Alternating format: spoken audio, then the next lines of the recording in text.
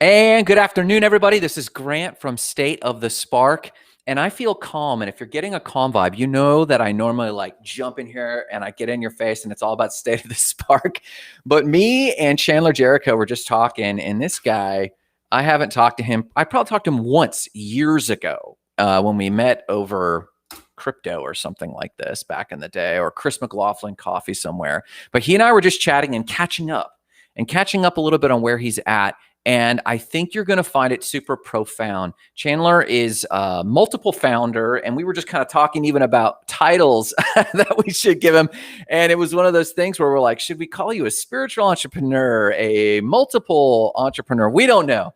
But he and I were chatting. We're going to carry on this conversation about the multiple businesses he has built, to multiple projects and enterprises he's working on now. But the thing you'll find pretty quickly that I'm super curious about is some of the major life changes that Chandler's been able to facilitate in his own life, starting from being a traditional fitness dude influencer to someone far more progressive with healthiness as opposed to physique. And then taking those experiments further into even resigning his position and moving into other more spiritually focused ventures. So we're going to welcome Chandler on, and boom. Thank you, sir, for being here, man. What's up, man? It's a pleasure to be here with you. It's a pleasure, man. And I was just teasing for those who are going to jump in here later. I was just teasing a little bit like, what do you got there? Are you in the van? And he's like, no, we did that for a while. Yeah, part of the journey. So where are you now, actually? Where are you located now? I'm actually living in St. Petersburg, Gulfport. Okay. I didn't know if you were like in Sedona now or like where you were.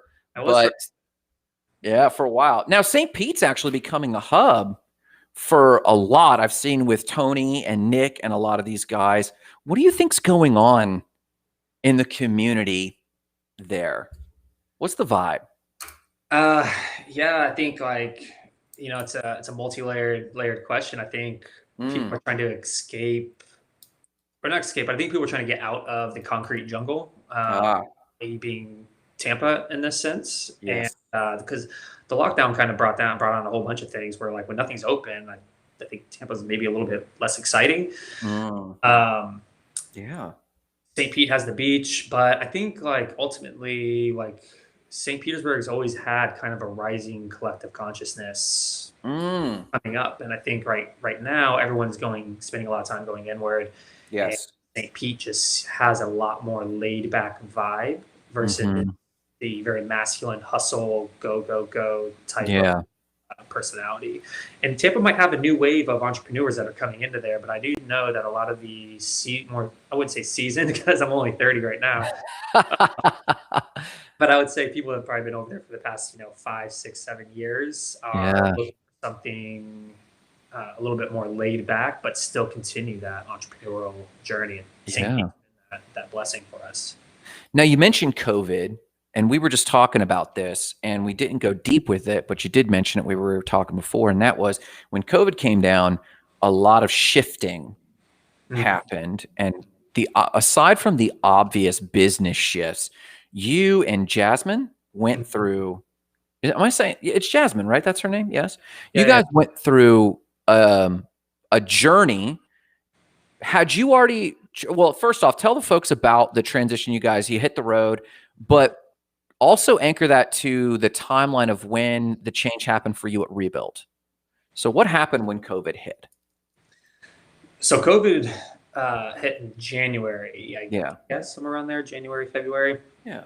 And so I resigned from CEO and on Rebuild in August. And the idea kind of started popping into my mind around probably July, June.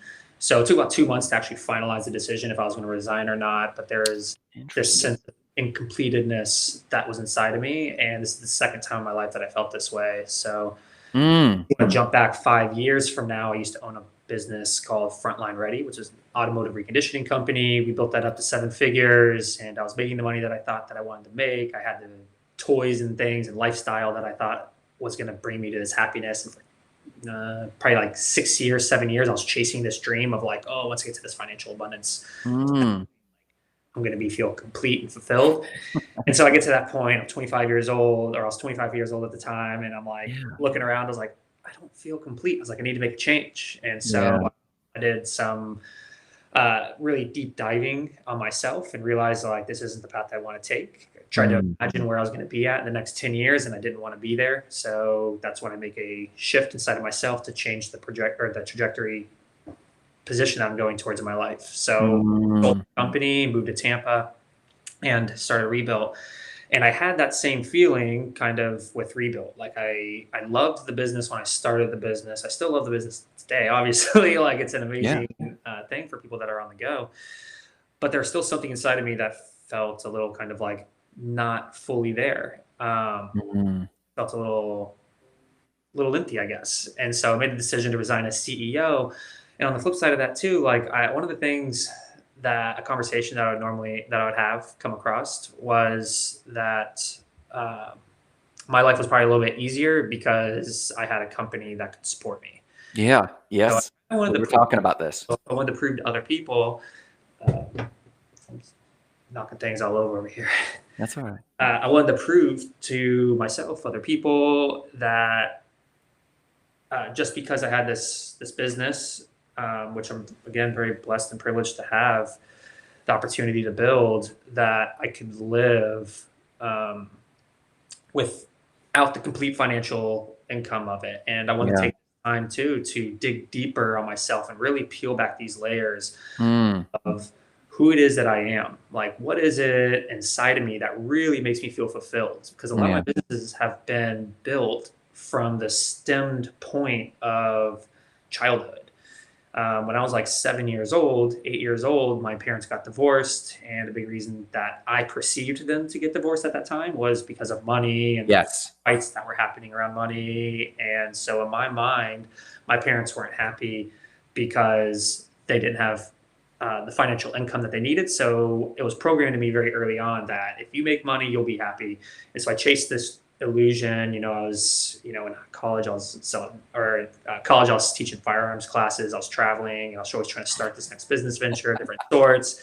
And everything that would yield me a little bit more money, I would follow that path and I'll just jump onto whatever it was. And so Rebuilt was the first business I started where I was very passionate about fitness. I was very passionate about food. That was a very, very common question that I got all the time was like, what are you eating? What supplements are you taking? What's your workout look like? And that brought me money off of And this is when you were bodybuilding. Right. Yeah. And so I was like, I'm going to be a personal trainer and I'm going to do fitness because I'm passionate about fitness and I'm passionate about food. I'm going to cook food for people and built the company.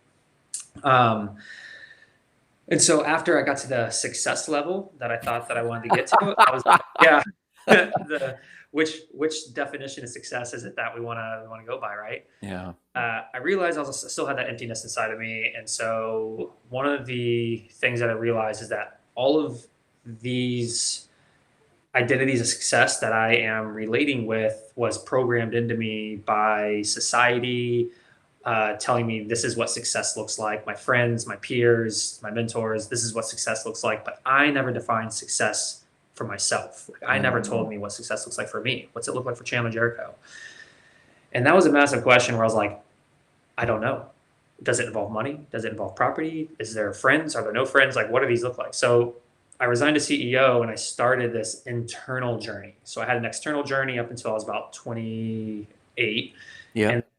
Or 28 and a half for the past year and a half. I'm sitting here thinking to myself, how do I find out what true success looks like? And so along that journey for the past year and a half, I was traveling, I was understanding different cultures and different ways of life, different ways of thinking, and trying to understand things outside of what my perception was. Yeah. And when COVID hit, so I did that in August, 6 months of digging inward. I'm traveling from North Carolina, backpacked through Central America with Jasmine. We just landed in Europe, in Amsterdam, and we spent 2 months out in Europe, backpacking through Europe. And we were in Italy when COVID happened, and then you start getting all these like alerts, and like get home and come back and things like that. So we hopped on a plane, got back, and we were stuck in the house. And I was doing like and again, a lot of meditation, a lot of just spending time in prayer and nature and everything, trying to understand, like what's happening in the world right now. And we ended up getting an RV and just going to the woods and Yeah. just silence everything out, because everywhere you turn around, you're on your phone, and you're getting hit with emails and Yeah. alerts, what's happening, and like you could never connect with like what was really, really calling me on the inside. Yes. And so you And speak things this up. is coinciding with the deep spiritual journey you're having. And, I think a lot of aware people reacted to COVID in different ways based on their season. And this sounds like you were deep in this season. I was deep in a season where I was trying to serve people. So like this show actually came out because I was so sick of the COVID news feed that I Mm. actually wanted to do just something I called other news, anything other than politics or COVID. And so I started the show. But I kind of wish I'd gotten in an RV with y'all, man. So this Yeah, period, you guys were on the road in the RV for how long? we were in the RV for 2 or 3 months, and we Yeah, were and traveling. you hosted a group up in the Carolinas too, right? In What's that that? time? Say that again. You hosted a group in the Carolinas during that time? Yeah, we hosted an immersive experience in 2019 of November. Mm. That was kind of like, yeah, that was the start of that. And but that was like the RV came 6 or 7 months after that. Yeah. Oh, okay. I got my timelines goofy. Yeah. So, so you have a strong luxury of, I just mentioned for those watching later to Chandler before we got on, like he and I have had almost nearly inverse journeys. And I'm at the place, and for context, I'm 40 or 41, something like that. I'm in my 40s. Like, you stop counting eventually. That's good. And I'm anxious for the pendulum to swing back spiritually Mm. is where it's at. I started at 21 in the ministry, and then I encountered some logical goofiness that I was struggling with, and therefore I couldn't reconcile some spiritual stuff. I got involved in the missionary field because that was deeply fulfilling to Mhm. be in Haiti, to align with the poor, and to learn from them. Was significant. The multicultural stuff you're talking about, and Yeah. then me and my wife self-funded a trip to move to the Dominican Republic. Now, the problem we hit in all this was almost like 5 or 6 years of what I would call fulfilling work and introspective development work. Mhm. But what we found is, hey, at some point you scrape the bottom of the money barrel and you realize I can only self-fund this for so long. I have to have business income. Mhm. And that's what motivated us to move back in 2013. And I mentioned to Chandler before, again, for the viewers watching, it's 7 years later. And if anyone saw my post from yesterday morning or evening, like we have way more resources than we said we needed. We wrote down our goals on a piece of paper, and we're probably doing 4 times that right now. We have assets here and assets there. And now, I love the work. If I left this work, I would feel like I'm letting my clients down. We have a great team that could take over maybe in about a year or so as COOs. So how did you reconcile the inner challenge of making the call to resign and then transition? Was it just a no-brainer? Was it easy, or Oh, was there any internal dilemma? oh man, that was a big struggle, dude. Really? Yeah, it was hard. I mean, like, I loved being just in that atmosphere. Like I The loved, man. yeah, like there was like a small amount, maybe a big amount of significance that was in there, like being CEO, self-funded company, like no outside investors, growing this company to 7 figures in the first 12 months. And then, it's just continuously scaling. Like we're still in the continuous scaling process right now. Wow. And, there was huge things that we had coming up in the horizon, and I really wanted to be a part of it, but I didn't have me staying in the company. I had to recognize, is me staying in the company going to hurt the company, or is this going to benefit the company? And I had to decide. I have a lot of journal entries of almost every night, and a lot of different types of just Mm, sitting in silence. I spent a lot of time like alone, trying to collect my thoughts and understanding. And ultimately it was a very difficult decision to do it. mm, But the main question I had to ask was, uh, is the company who's going to suffer and who's going to benefit from me staying in the company? And ultimately, the decision was for me to leave the business. and allow it to Wow. flow. So this wasn't only selfish. This was also tactically sound for the company. Absolutely, absolutely. My business partner Interesting. and I, the thing that we decided was like, what's the best decision for the company? Like, what's like that's the ultimately like you have to put in like this is one of the things I think people sometimes overlook in business is that when you create an entity, that's a child. Yes. That is like you are served if you're in the business of serving people, Yeah. which I think that's most businesses. Hmm. Um, who is it affecting? Yeah. And treating it as a child and kind of making decisions in the best interest of that child, Yes. regardless of how uncomfortable it makes you. Wow. What you're only 30, right? Okay. So like that needs to be called out to the viewers, like, because you got the old soul thing going for you. We got to remind people Yeah. that we're still young in the world here, but I think it is profound because regardless of age, there is a large amount of experience here. What were some of the early entrepreneurial mistakes that once you finally gathered the courage to make the shift from rebuild, you swore to yourself the new rules. I will never do X again as Mm-hmm. an entrepreneur. Do you recall? Are you conscious of any of those major decisions, the new rules that you'll never do again as an Post entrepreneur? post resignation. Yeah, yeah, yeah. Hmm. So I really, when I ask myself, or when, yeah, so when, like the new rules that I would say I'd set up for myself Yeah. was that in this current position that I'm in my life, that everything that I'm putting my energy into is for Mhm. the greater good. Mm, that's good. And that can be And defined. people say that, but I feel that honestly from you. Yeah, I mean, like a lot of people can say, and that can be defined in multiple different ways too. Like is the greater good writing nutrition plans, or is the greater good like it's whatever I feel personally like very good at, or what I feel called to do. And right now, I feel very called to hold space for people, but Mm, I think the biggest thing is just like I'm always just going to be doing things for the greater good. And one of the strongest things that I've done in the past year and a half was I developed core values for myself oh, to follow and know that those are non-negotiables and holding deep integrity with those core values.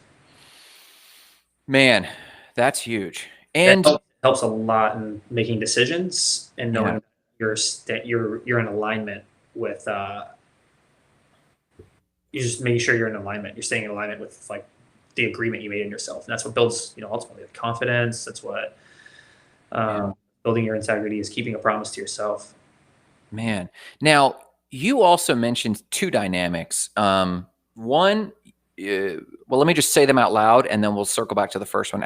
The two dynamics were you have a counsel you trust, and that's huge. And so I'm going to hit on that. I'm just saying this out loud to bookmark it. You also had a partner, a co founder that you could reasonably trust to resign too. And we could come back to that one in a second. Let's Sure. back up to the counsel. How did you build a council that you could entrust with some of these raw decisions you've had to make?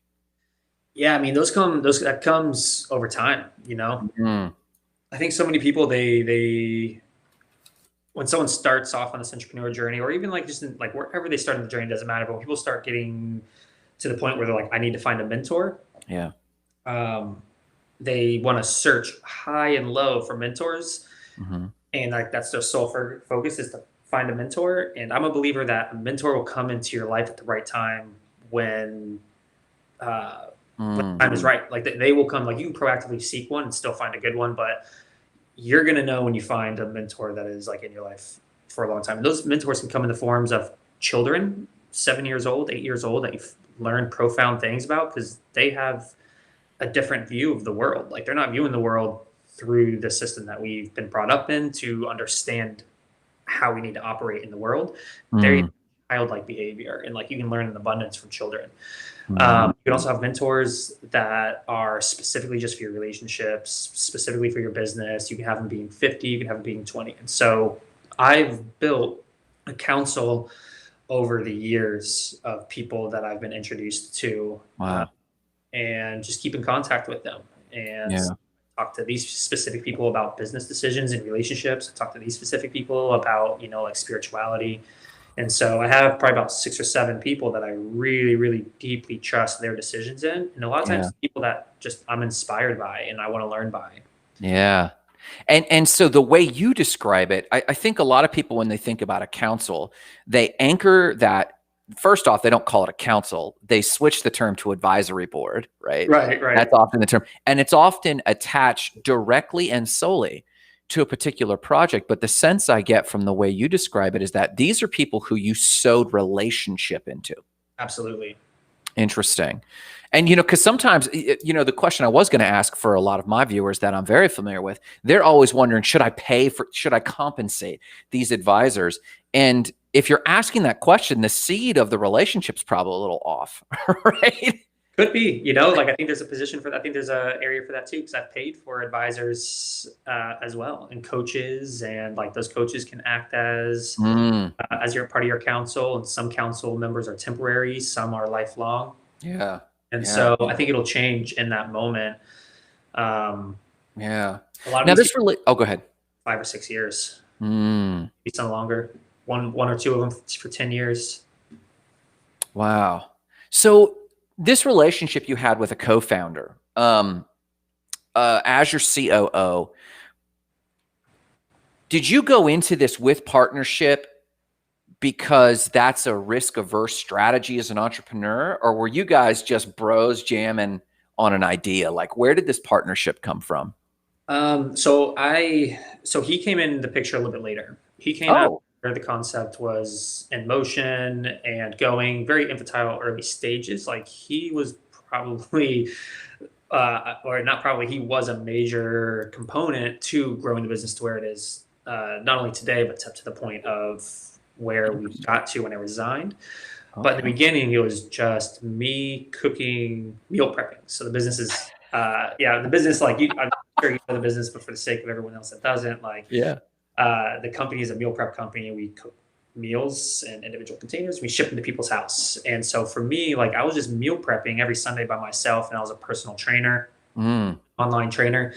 And I just got out of my old business venture, and I was just kind of living off of that income while I just kind of lived. Like I wasn't really, I didn't have mm. any worries. I knew that I had to like start building something soon, but I was actually in the process of building a digital marketing company. And so like it wasn't even my focus. Yeah. And That's so funny because the you that you are now, I can't imagine you even wanting to do digital marketing company, oh my man. god, I mean, like it was a short-lived venture. It was a lot. I was like, yo, I'm way too personal and Yeah. like interactive of a person to be like behind a computer screen. Yeah. Yeah. But, Just like my wife. Yeah. Go ahead. but yeah, man, like it's in the beginning, like it was just me cooking meals in a kitchen, and my clients wanted more food, Yeah. or clients wanted the diet plans, but they didn't have time to cook the food, and so I just started cooking. And then my fiance Jasmine, she's like, she wanted me to meal prep for her. Yeah. And so I cooked her chicken, broccoli, and rice, and I cooked her like beef, potatoes, and asparagus. Yeah. She she ate one day okay, but the next day she's like, "What's some meal prep today?" And I said, "Chicken, broccoli, and rice, beef, potatoes, and asparagus." And she's like, "What's for Wednesday?" And I was like, "Chicken, broccoli, and rice, Yeah. potato, and asparagus." She's like, "I am not eating the same thing every single day." So I had to get creative and like create new dishes and things. And then eventually like word just started getting out that I was cooking food for people, and like Mm, I was cooking food for 2 people, 3 people, 5 people, 10 people, 20 people. And like within 3 months, mm. I think it was Jasmine and I hustling away in the kitchen at this time, little Yeah. single kitchen. We were cooking, 200 meals a week, 300 meals a week for people. And then Wow. probably I would say around the 6 month mark, 5 month mark is when I met my business partner, and I had all these concepts of what I wanted spreadsheets to look like and what Yeah. I wanted our backend software to look like. Yeah. But I didn't know how to like code or functionalize it. I didn't know how to manage the money properly that was coming to inflow and outflow, and like figuring out what the Interesting. profits were of the business. Yeah. I just knew how to market and get clients, and I know how to cook the food really well. Oh. And So you point to something that I was going to ask you, a very unique skill. Like I was going to say, are you God's gift to meal prep? And your wife doesn't believe so, right? But you did have a gift, and you mentioned this gift with marketing, and so you could expand your sales at least. Right. Interesting. So then, like, roughly give the viewers an idea how. First off, let's back up. Let's talk in very broad generalities. And if you hate this question, you're allowed to like, okay, no, I'm not going to answer that. Are you a 7-figure company? Yes. Okay. And then roughly how long did it take you to get there ish? 12 months. 12 months. That's going to make a lot of people cry. And did you know that you wanted to do that? Yes. Okay. Yeah. And you had built a 7-figure company before with the audio. Frontline. Automotive reconditioning. Yeah. Okay. So was it just easy? It was a no-brainer to you? Like you knew you were going to go to scale? I mean, yeah. I mean, like that's always been like when I had that money vision focus, like there was nothing less was acceptable. Yeah. Yeah. So like I found ways, and I found a way to really enjoy it. And when you're enjoying something, it doesn't feel like you're really like working that hard. And like the compensation that you're receiving is just a direct reflection to the value you're putting out in the world. Gotcha. And you know, you were at the time you admitted you were juggling, you know, a marketing company or food prep. And on paper, if I had 2 briefs and someone was like, which one of these is a 7-figure company? And it'd be like, I'm sorry, like if you're starting from zero, the marketing company, not this. Do you recall at all the moment when you like, forget that, I love what we're doing and the numbers work out to still be the scale that I wanted? Like, do you remember that moment at all? Absolutely. Very Really? clear. I remember having the direct conversation with Jasmine and telling her, because we had to make the decision, like, do we want to work, where's our focus going to be? Are we going to go on this one? And are we going to run full sprint with this one? Or are we going to go with this one and run? Because this was a decision where it was like kind of like one or the other, because you didn't want to split your attention too much. Yeah. And this focus. I had a business partner in this one, but not in Rebuilt. So marketing had the marketing company had a business partner. Rebuilt did not have a business partner at that time.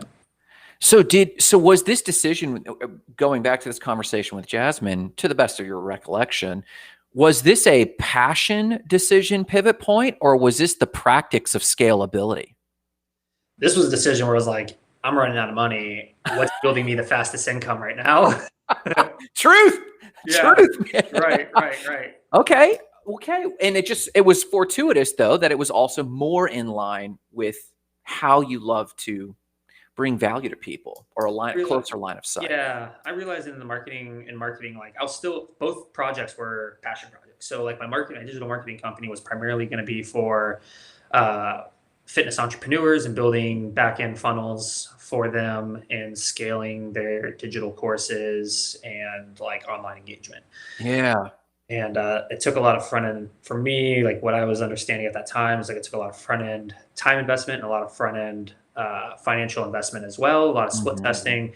And I didn't have those funds necessarily available, nor did I really want to spend the time in doing it. Because for me, like it was just getting really frustrating. Whereas like I saw immediate results, and I was able to directly talk to the people I was helping versus talking about screen. I think it was 2015. It's like when the digital world was really, really, really like kind of like starting to come up. It's like when influencers started to be calling them influencers. Yeah.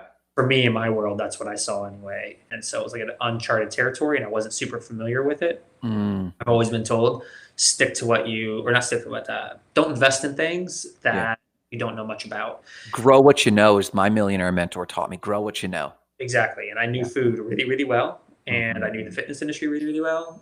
And I knew myself really, really well at that time. And so it's like food it is. Yeah, that's great. So then for the sake of time too, I want to make sure we give space for you. Step down from Rebuilt. You guys go on a quest that's actually probably continuing today, and it's taking the shape of a lot of experiences. And the Rising Collective is your main thing now. Is that kind of the project you're focused on most? Yes, yes, it is. So what is the Rising Collective, and why are you going whole hog this direction? Yeah. 2020 was an amazing year, I but think so too. I think the perception of 2020 that's being not only portrayed and painted for the world to see, I think people are also experiencing unfamiliar territory in the internal Mhm. side of them, and I they don't agree. know that. And the only words that they have that a lot of people like, the only words that a lot of people have that can define what 2020 is crazy or like uncomfortable or like I want things to go like they're feeling a sense of extreme uncomfortableness, Mhm. and they don't know they can identify in the physical world why, but a lot of times the uncomfortableness is coming from the internal conflict of areas in our life that we're not currently addressing, Yes. or that we've suppressed over a long period of time. Mm. And so a lot of these things manifest in the form of depression. A lot of these things manifest in physical problems, backaches, maybe shoulder pains. A lot of times, like all of our physical issues that are going on in our body are directly correlated with our emotional state that we're in, Mm. or something that we've suppressed in our life. And so when I started, so this company, I have three other business partners. So Mhm. Jasmine being one of them, and then Quinn, he's just an amazing soul in general. Like, I mean, I can't like same thing. Like giving him a title is like so hard, but Okay. when we started this venture, it was like yoga retreats, just because I was like, I herniated my disc in my lower back, bodybuilding, and like I was put on the couch for like 3 4 months, and just Wow. bathroom, and like I couldn't like work out, and so I lost like my identity of being able to work out and like Wow. build muscle. And I'm like, what am I going to do? Like, how am I going to find peace and happiness? And I started meditating and I started doing yoga because it helped my back. And I was like, whoa, it's like Mm. yoga like changed my life. Everyone needs to learn about this.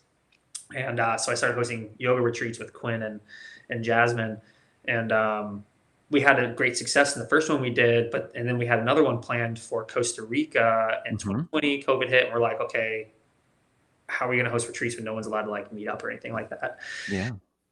So our basically like to really concise the story, because I can go deep into it, was that we wanted to show people how to connect with their self. Mm. And we noticed that you can give people coursework, you can give people Yes. online classes, you can talk Mhm. to them digitally, you can talk to them in person, you can get Mhm. them hyped up for a full 6 hours or a day in a workshop, maybe 2 days. But the real way to create a transformation in somebody's Yes. internal script, the Yeah. way they're wiring their subconscious, is to Mm. immerse them and stimulate It's awesome. uh, all of their senses. So as humans living in this 3D world, hard matter, physicality, we remember things based off the interaction that we're having with our senses, Yeah, the three-dimensional world, yeah. all of that. Mhm. And so the way that we receive that information through our senses creates an emotional stimulation, and then our brain remembers the emotional state. Yeah. And if we never address those different types of emotions and things like that, it gets stored up, and it creates Mm. a subconscious pattern that comes up. Like if someone calls you and you get anxiety and you don't understand why you're getting anxiety when the phone rings, there was a situation that happened inside of your lifetime at some point that created that was never addressed. And so Mm. during these immersive retreats is we stimulate all of your senses in different ways, through Yeah. music, sound, smell, touch, taste, um, in direct correlation with different types of ancient modalities and practices, whether that be through breath work, whether that be through energy healing or Reiki, or just simply being immersed in a completely different environment. Yeah. All these different types of tools are going to create some sort of lasting change for you, to create a radical change in the way that you're thinking, to Mhm. allow new neural pathways to connect with each other inside of the mind. Yeah. And we can get super, super woo woo, or we can also keep it super, super scientifically based, but we bridge both of those together. We connect both of those together because Yeah. we're not limiting this just to people who want to, go sit in the rainforest and meditate. Like we're marketing towards leaders that have a community of people that they are currently talking to, and connect with these leaders and just show them tools that they can use on their self to continuously connect with what is true for them. Yeah. And so we are always finding different areas that we can bring a group of people to, people that we can partner with, and teach different types of tools and techniques of connection to continuously keep that alignment with each other. Because in the long run, the way that I see this going is that, first off, we're all farmers. Every human being is a farmer. And what I mean by that is we're all planting seeds in the mind of everyone else based off the clothes that we wear, the actions that we have, the jewelry, the words that we say. And so if I can say one thing, just simply through passive conversation, and that one thing stuck with someone, that's a seed that's been planted, and then you water that seed, or the rest of the world will water the seed in general. Are you following? Oh, yeah. Okay. So I will, during these retreats, we just simply are planting seeds, immersing them in this different culture with these different foods, with these different scents and smells and modalities of healing. Yeah. And sorry, I lost my train of thought. That's all right. I heard it's what you're doing with retreats. And in this point, this is huge, actually. And I think there's not just a cultural zeitgeist, and it's not just nifty. Like, as a species, we're hitting the end of our biome. We're hitting the edge of the resources available to us. And when you see any other species observed, you'll notice that they have different behaviors. Their sexuality changes, a lot of homosexual behavior that limits population growth or actually raises more feminine instead of masculine. You see this happening in a lot of species. Our species has hit the edge of its biome. There's too many of us. And we're fighting for resources needlessly, but there's something else on the rise that I see happening in what you're describing. I see in a lot of communities going on. My wife has started Spark Explore to give people more experiences, and down to an actual tactical level as a coach and trainer, I have noticed a diminishing return in courseware. Even if it's hyper niched, you get hyper niche, you can still sell a lot of courses and a lot of videos, but it's now, and then you compound that trend with COVID, and now there is a high value placed on experiences. Yes. And this idea of people, I think, not only are we hitting the limit of our biome, our physical resources, I think we're intuitively seeing the edges of what digital can do for me holistically. Yeah. We're still untouched in terms of what it can do for us technologically, but for a sense of wholeness and completeness, I think that there's an intuition rising. Like, I think Netflix will never not have content. So I think I'll never hit the edge of that. And I think we're having something similar with, I think I'll never be limited in my ability to connect socially. So then now I'm asking other questions, and that is why do I still scratch at emptiness or incompleteness? And I think that that's only going to happen with true physical experiences for people like what you guys do, or what many other people are starting to get at, but I don't think anyone's doing extraordinarily well yet. You're booking out actually March 2020 for Costa Rica. Is that happening still? Not March. So we have multiple different retreats that we're hosting for 2021. Yeah. We have two of them that are going to be here in Florida in like March, April time. Yeah. But we're booking out June for our next leadership immersion. And that's going to be in Dominical, Costa Rica, at a beautiful, beautiful spot in Dominical. Growing up, that was like the dream. Like, I grew up as a surfer on the East Coast. Oh my gosh, yeah. And I had planned multiple Costa Rica trips. People bailed over time, so I never got them together. And Dominical was the dream destination. So when I was looking at your website, I caught that. I was like, all right, even if I just go for that shit. And I'm sure there's plenty of other goodness here. And that's the summer. The town that we're outside of, but yeah. Really? Well, where can people follow this awesome transition? Because you have a very practical matter-of-fact way when you talk about 7 figures. Most entrepreneurs, like, you can see there's a little anxiety and a little like, oh, I don't know. Truth is they never build it. And you've now built it twice. And I assume that you're going to bring this to your next venture, to Rising Collective or things like that. But you still have a centeredness that I think people, any business owner, would envy or crave. So I think it'd be very awesome for people to follow your journey. Where can people follow you best? Instagram is going to be my main platform. That people Okay. What's your handle? Is it just Chandler Jerrico? Yep. Chandler Jerrico is the handle. Yeah. And from there, I'm going to be putting out all of the Rising Collective, all the upcoming things, a lot of topics that I'm going to be touching on that I've been in, what's it called? I've been kind of like introverted for the past 2 months while I've been working and building on this, but that's good.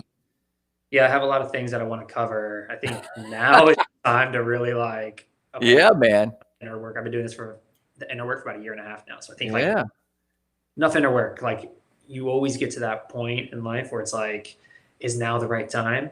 Yeah. And there's never the perfect time. It's like now is always the perfect time. But I would say uniquely, our generation, or this generation, is having its moment, the coming out of 2020. And I think more than the wars that the previous generations have come out of, we've had a very introspective pivot moment. I think this is it. So to that point, and we've got to wrap up for the sake of time. What is like the message resounding in you that you just wish you could have business owners and leaders hear, that you want to leave people with?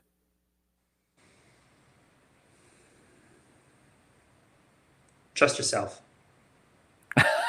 I didn't expect that, but I like that. Okay. You'll never make the wrong decision.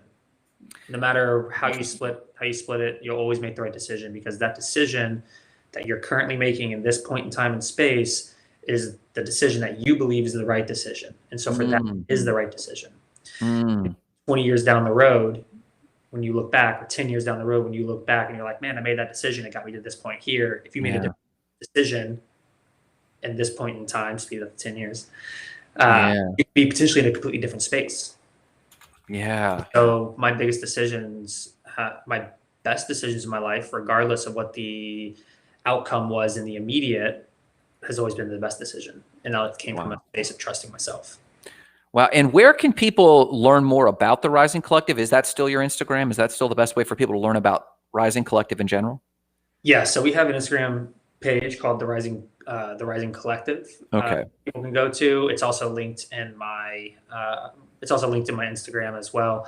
So Awesome. The Rising Collective and Chandler Jerrico are the 2 best places for people to find out more about the upcoming leadership retreats and small. I think we're gonna have a lot of retreats in Florida just because of how lenient the restrictions. Do we want to call them restrictions, or how do you? I don't know. Suggestions. Suggestions. Yeah, I think better places in the world to be right now. Considering it was in Amsterdam, she's like, yo, it's strict. Yeah, I imagine. Well, Chandler, dude, like, we're going to have to circle back, because you have done courageously what I have been teasing about in my brain, but not bold enough to do, and you've done it. So I'm going to have to circle back. We're going to have to definitely see if there's some collab going on here in the near future. So folks, those of you who have been watching or might catch this later in the day or later in the week, check out Chandler Jerrico and his quest to, his visionary spiritual entrepreneurship quest. That's what I'm calling it. Whatever labels, if you want to follow it. Check it out on Instagram at Chandler Jerrico. That's Jerrico. Follow him, follow his awesome wife, and follow his awesome crew as they really try to pioneer a path for the rest of us entrepreneurs that know we have a higher calling. So Chandler, thank you so much. Thank you for those watching. And if you need any help or support, visit us at stateofthespark.com, or we have a Facebook group. You can check out the Goals and Gratitude group. But really, check out what's going on with the Rising Collective and Chandler Jerrico. Thank you so much, man. Have a great one.